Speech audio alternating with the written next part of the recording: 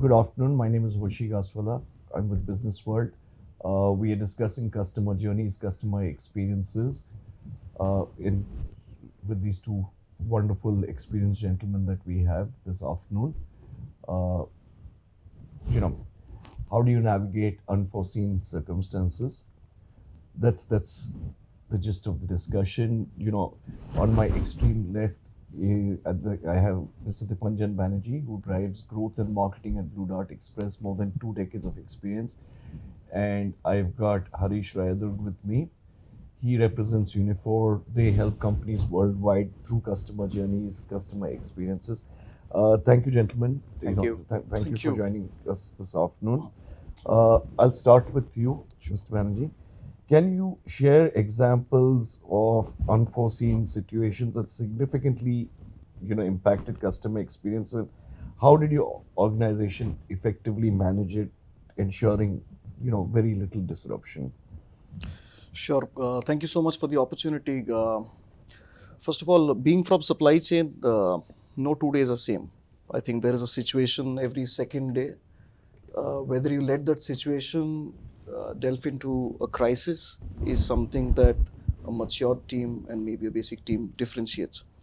I think from a supply chain perspective, how we operate is there are various situations in your overall supply chain or value system that comes every day to you, because we operate across the country. There is a first mile, there's a mid mile, there is a last mile, there's immense usage of infrastructure and people across the overall system. So there will be certain situations which could disrupt your overall functioning of operations.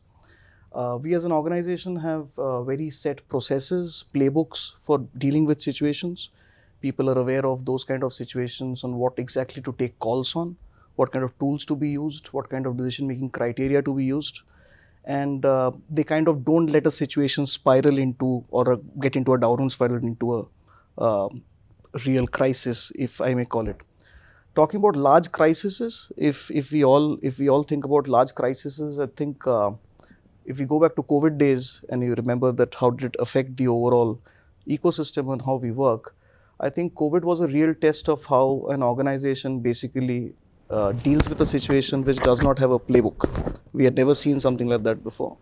But a couple of things that we did in a way that helped us deal with the situation and ensure the right customer experience was first getting trust of the people, because people deliver supply chain. It does not operate on its own. So there was a huge fear in people that they wanted to come to work or not. We as an organization did the right things to ensure that people have the confidence and feel that their workplace is a safe place. We managed all the protocols with statutory bodies, regulatory bodies, to ensure that we are giving the status of an essential service to ply our network through the country. And that's how we had a first mover advantage to move into that situation, convert that crisis into an opportunity of many folds. How does the express industry, again to you, sir, swiftly resolve customer complaints, and how does proactive planning uphold trust during unexpected events? Very, very, very close question to my heart. Thank you for asking that. I think supply chain, if you look at the transactions that we handle, whether any kind of supply chain, whether somebody's into an international or domestic, we are primarily a domestic carrier, so we typically handle millions of transactions. And even a small percentage of overall escalations or complaints could mean a very mammoth task of handling to resolution. So that's the first point. So it's very important. Organizations like us, and especially at what we do at Blue Dart, is we emphasize more at prevention. First of all, we ensure that there are what right processes. People follow predictive tools through the right tech platforms that we use. People use a lot of control tower activities, as they call it in supply chain, to ensure that the incident percentage is limited. And we have leading indicators to figure out whether the incidents percentage is increasing, first of all, so that we are prepared to handle it. When a complaint comes in, there are various types of complaints. Some complaints are, of course, more serious and more difficult to solve than the other ones. But we ensure that there is a particular resolution and response time to each kind of complaints, and the teams are enough bandwidthed accordingly. There are various forms of complaints. People call into our call centers, people write into us for emails, people write into our account managers, etc. And for every type of complaints, there is a certain TAT given to the holder of the resolution guy. People are empowered. I think this is a very important point. We sometimes under discuss this particular point. People are empowered at the ground to close a customer complaint at any cost. They have the right visibility, they have the right tools, and they are empowered. I think these three serve for us as a success mantra. His statement. So when we talk about logistics industry, right? So assuming me being an end customer, right? I have something to do with that, or maybe I have a query to resolve by the organization, right? If I do not get the resolution via the different channels, it can be a contact center the way he mentioned, or any of the social media platform nowadays. It is so active, and also with the help of emails or anything. If I do not get any of the resolution on time, then boom, I'll go to the next door, right? It can be a simplest query. Just wanted to know, it's been 2 days, although I know that it takes 3 days to reach the destination. But me being impatient sometime, I call the contact center on the second day and ask them, I just wanted to know that where is my courier, right? True. If the response is not accurate, saying that it'll reach tomorrow, or maybe if they tell that It'll take another 1 or 2 days. Then that's it. Experience is lost. True, true. And you're right. People with all the good reasons, today's consumer extremely demanding. Correct. They have access to internet. Yeah. They love the world which is fast. They want quick resolution. They want grocery in 10 minutes. So they want a resolution also as quick as that. So I agree with you. I think timelines are crunching every day. You're absolutely right. Sir, Mr. Manager, how can businesses turn unforeseen situations into opportunities to strengthen their customer relationships and loyalty? I think businesses, all forms of businesses get this opportunity every day. If we are typically into a B2B business, when we deal with customers, and we are also into retail and other things. So we typically are into various forms of supply chain. The fastest move, because we fly around 8 aircrafts. We are the only company in India who flies cargo aircrafts in the sky every night. There's the air mode, there's a surface mode, there are other modes as well. So depending upon the situation of the business you are dealing with, you have to place the right proposition with the customer and convert that situation of that customer as an opportunity. Fortunately, that can only happen if you have your positioning and solutioning very clear in your own mind. When you're typically, I'm not going to a crisis, Goshi. Typically, when you're in a situation, your people who are handling customers, which is the CX force or the CS force or the sales force, typically are the best patrons to come internally and figure out how to convert that particular customer's problem into a opportunity. Sometimes such opportunities, sometimes these situations also result into launch of new products. For example, when we were deep into COVID, we launched temperature control solutions, which basically helps transportation of vaccines. This is like a big business opportunity that I can think of, and there are daily or weekly or monthly there are situations that come to your doorstep in such situations. Would like to add on something. Whenever we talk about any of the brands, right? Why do people like brands? What do you think? People like brands because of the services. Product comes later. I choose my product first because of the brand image which has in the market. After that, service comes. Let me give you a fantastic example for that, which is the organization called Dell. Right? We all use Dell product, right? Widely known, the IT peripherals and computing devices and everything. Although the Dell brand name is too good, why? Because the services, right? If you call within 1 year the Dell person, the hard disk is not working or crashed or something like that, no questions asked, it is replaced within 3 hours. Wherever you are in Mumbai, you call the contact center and tell my hard disk crashed. Within 3 hours, person will come to your place with the different hard, no questions asked. Yes, no question. They will not even ask you, did you throw the laptop? Did you scratch the laptop? Nothing. They will come with the new hard disk, they'll ingest the new hard disk, take the old hard disk and walk away. That's it. So it's all depends upon the customer service end of the day. How better you want to service your customer. That's how the brand gets built and that's how we get associated. Absolutely. That is the reason you are hooked to your customers. I agree. So, since you give a technology example, let me ask you, give a hardware example, but how is your company using technology to enhance customer experience, handle crisis? How deep are you all into technology? We are very deep into technology. Today, I would say supply chain at one point of time, logistics at one point of time was used to run on only processes. Today, we are typically moving into a techno supply chain environment. We have already moved. Today, running large-scale operations is not possible without technology. Running multiple product pipelines, which includes air products, surface products, B2C, B2B products, B2C products, is only possible when you have technology as your pivot of doing a lot of things differently in the same pipeline. When you think of technology use in supply chain, there are 3 parts to it. One is the basic use of how your goods move. So you get tracking. Tracking is hygiene today. You get online tracking. You want to see where your shipments are, How does it happen? It runs on a complete backbone of a ERP system that some company moves on, which is a transport management system or a TMS. But the real use cases of technology which differentiates company A or service provider A from service provider B, coming back to his question of how is this possible? How is somebody doing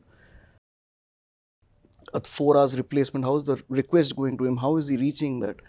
It's typically driven by a technology request system. So typically we have products which, let's say, we have a time definite delivery. We deliver a certain product every day by 10 a.m. So you give a packet today, you get by tomorrow 10 a.m. That's only possible because they are prioritizing the system in a certain way that it is loaded first. It's a first in, first out product, and it's delivered first to your doorstep. That's when you, or before your office opens. Now running these different products is only possible when you have technology guiding movement of these parcels from point A to point B. Otherwise, if you think everything is getting loaded together, everything is getting unloaded together. Some of the uses of technology, let's say route optimization. Route optimization is a very large use case when it comes to people delivering into multiple routes. How do I meet the route fastest? Which house he has to attempt first? Which office he has to attempt first? How do I prioritize both from a customer experience perspective and sometimes from a cost perspective as well? So their technology comes in. I mentioned about the network control center. I think predictive AI is a very big used case of technology in our industry. Typically, people can keep running Excels, but if your system tells you that there is a predictive situation going to come in this particular airway bill or tracking ID as you see, there is a rescue operation that starts. So technology basically hints that this particular shipment is going to breach the commitment that you have given to a customer. And there are teams which start acting upon that to basically rescue the experience. That's where technology comes in. The third part of technology is how do we communicate to customers? The expectation of both an individual customer like you, me, and an expectation of a business customer has changed in the way they want to talk to a supply chain provider or a service provider in terms of technology. API as a technology which basically passes scan systems to another customer has taken leaps and bounds. There are requests or let's say analogies created over technology that basically designs the way a B2C customer talks to a service provider. Today, there's an expectation of a conversation between a consignee and a service provider through WhatsApp. If I'm trying to attempt something to your home, there's a WhatsApp technology basically telling you, okay, I'm coming, are you at home, do you want to change of address, etc., etc. So there's a lot of technology which is coming into the entire value chain of supply chain, and we at Blue Dart are very adaptive. Maybe in a lot of things we are first mover. Even in alternative tech being used for deliveries, for example, drones, we are using it practically in a couple of geographies with a few partners. But in India, it's not started, right? Or started? Started? Yeah. Question to you. How does your company ensure seamless e-com delivery and manage peak periods, and what lessons can guide future preparedness? I think a very interesting question. Peaks are a very integral part of the e-commerce ecosystem. If you think about how the Indian e-commerce or the global e-commerce entire ecosystem evolved, if you go to, let's say, the Western countries or the Chinese countries, there has always been tower days, which let's say Amazon used to do or Alibaba used to do. And when you used to get posts of huge number of packages coming in and getting delivered across the globe, etc. India was no different. When Indian e-commerce started evolving, the likes of Flipkart and Amazon started peak weeks, and it has now become a phenomena which is more regular. Today there are multiple peaks. It is not limited to the season of festive. Today there are multiple peaks every month sometimes. The most important aspect of peak is planning. There is a lot of there's 4x or 5x of transactions that you handle in a certain week or couple of weeks than your average BAU volumes. So typically planning basically starts month -3, month -4 of the largest peak of the country. There is planning of infrastructure, manpower, IT assets, all that goes into that. It's a different ball game of how do you handle through the same team, of course, with more hands that you hire for the season. So planning, I would say, is the number one aspect. Second is prediction of, if you understand any company that understands their strengths and infrastructure well, there's a certain amount of prediction that you can do of what could go wrong. and typically having fallback plans or plan Bs for those cities, locations, geographies is two. Coming to customer experience, of course, we monitor percentage of the overall transactions held. So typically, the same percentage on a higher base will actually not be supportive, or your system can't support that number of escalations during that time. So you'll have to figure out effective tools that help you basically scale up complaint management during those times at the right cost. So when you talk about peak, so how do you address that peak? For example, you know that Diwali is coming. So many people want to send so many gifts to their loved ones, right? So you increase the contact center capacity, or you bring in the technology instead of that. How do you do that? We use some technology, and we also use some temp hands in the contact center. Okay. So temporarily you increase some 40-50 people, or maybe based on the demand. Okay. Yeah, not going to numbers, but yeah, some Yeah, module. approximately. Yeah. I'm just trying to expand on what he's saying. So if you take in temp staff, critical queries or critical handling goes to the seasoned staff and the simpler handling. Kind of. There's a Sorry, I'm just pursuing that line of questioning. kind of. Okay. So how do you then channelize those queries? Tickets marked as with a certain flag goes to a certain season team. There are basically humanly done, the flag. that's done through the right tech. Would you know the question that I had to him? You also had a follow-up question, and then I had to. What have you seen in the space in the e-commerce, quick commerce delivery? Are you seeing? Do you have any examples that Unifor has worked with? Yes, definitely we worked with multifold customers. In fact, some of the known large logistics companies are our customers, right? Starting from analysis of the current customer experience journey analysis, right? Sorry, because we always think that we are doing the right thing. We always think that. But when we get into the analysis, we'll get to know where and all we need to improve. We need to bring in the improvisation. It can be your process, right? It can be the conversation, or you talk about communication to your end customers. It can be anything.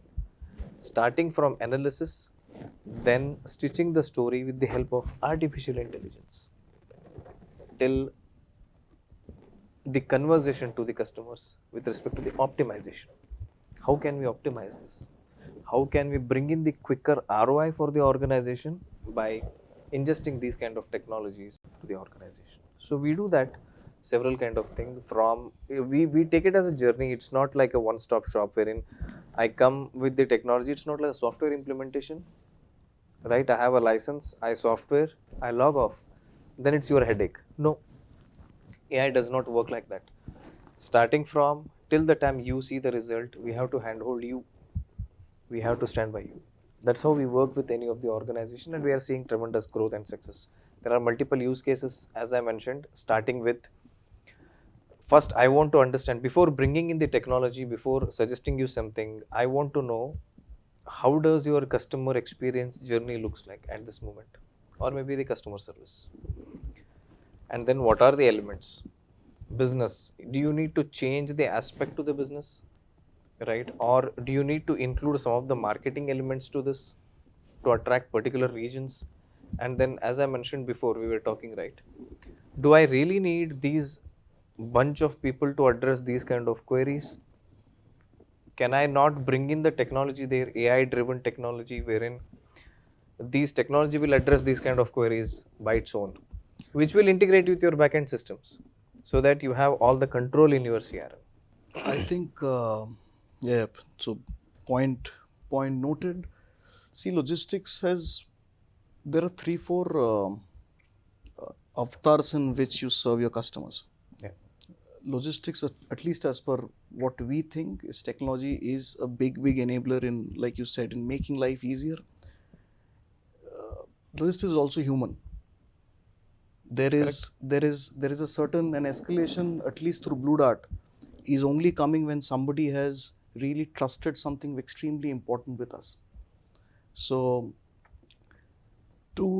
one is hearing them out and then responding, yes, this is where your shipment is, and this will get delivered as per machine calculated 5 days more. And the second is, I don't care whether it's 5 days more, I'll get it delivered tomorrow. So there are two parts: taking a complaint inward, analyzing it, and then picking up the call and getting it done. So wherever we could implement, and I'm not saying this is a journey. The first phase is done, maybe. I'm sure the journey just continues. Last question and to you. Sure. You touched upon artificial intelligence. What is the role of artificial? What do you see as the role of the artificial intelligence? What is the role of artificial intelligence in the express industry? What use cases? Where do you see this kind of going? Okay. So it's a vast statement, but still let me break it, right? So when we talk about artificial intelligence, everything starts with the data. Right? These all are data-driven technologies for us. So I would say AI is a Swiss knife, right, for any of the organization, or you can say it's a double-edged sword also. How rightly you use it, right? So having said that, assuming you have enough data of your customers now, so other than the logistics, now the customer is coming back to me because I have built the trust. So he is looking at the shipment. Other than that, where and all I can enable my customers. That is when the data come in place, right? On top of that, if you talk about artificial intelligence, the journey starts with the data, as I mentioned. Then with the help of machine learning layers, etc., right, you can enrich the customer experience from there on, right? So not only changing the positioning with respect to the in the eyes of customer. Having said that, let me repeat the example of, I was giving the example of American Express, right, today morning. So during the pandemic, I was not using my Amex card at all for good 3-4 months. But I got an email saying that there are some charges attached to this card. You have to pay that because of non-usage or something like that. So then I took a day time. Then I called Amex contact center. Just wanted to understand, because I was very angry because it was a huge charge, in fact. So I wanted to talk to them to understand why this is attached, although I haven't used my card. So as soon as that lady picked up the phone, she greeted me, "Hi, Mr. Raidurg. Hope you're doing well." I said, "Yes, I'm doing fine." So immediately her question was, "You are calling for this particular charges, right?" Because I did not even utter a word. She proactively asked me this. "You are calling for this particular charges, right?" I said, "Yes." She said, "Just a moment, sir. How can I help you?" I did not even ask her anything. She just said, she took hardly 10 seconds and she said, "Waived off, sir. Don't worry about it. You're our customer from 5 years, waived off." So that was delight. Yeah. And then she started she started doing upselling in the same call. She sold something else. Because she got to know, her system told us, saying that now the customer is happy. So then immediately she started upselling some or other products of Amex. But I was sold on that. Yep. That's a good experience. So that's how data come in place, because of the way customer behavior, like the way they are behaving with your brand. And then we do that with many customers. FedEx is our customer, by the way. We do with many of our customers with the help of real-time assist. Right? As soon as your agent gets a call, you tell me, you being a business owner, you managing this business, just visualize, as soon as your agent gets a call, he gets the next best action on the screen, on his laptop or a desktop, saying that this is the empathy you need to bring in, this is the sympathy you need to bring in, without going to any other applications on the screen itself, integrating with multiple applications in the backend. What if I produce everything on the screen? toggling between the screen, let me eradicate those things. Sir, let me put you on hold for 30 seconds, let me eradicate that also. Straight away, coming to the point, give the next best action on the screen itself, and then communicate with the end customers. Right? It is like a wow factor to customers end of the day. Because I see that Amazon, we all use Amazon. If you ask for refund or something like that, 30 seconds they'll keep you on hold. No, 30 seconds they'll keep you on hold. And upfront they will tell you, sir, I want 30 seconds. Can I keep you on hold? Yeah, they do it 15-20 seconds, maybe they come back, but they tell 30 seconds. By hearing that, I get agitated. Gentlemen, wonderful having you all. This also is Thank a you so much. journey. Technology is enabling it. Yep, Okay. Thank you. definitely.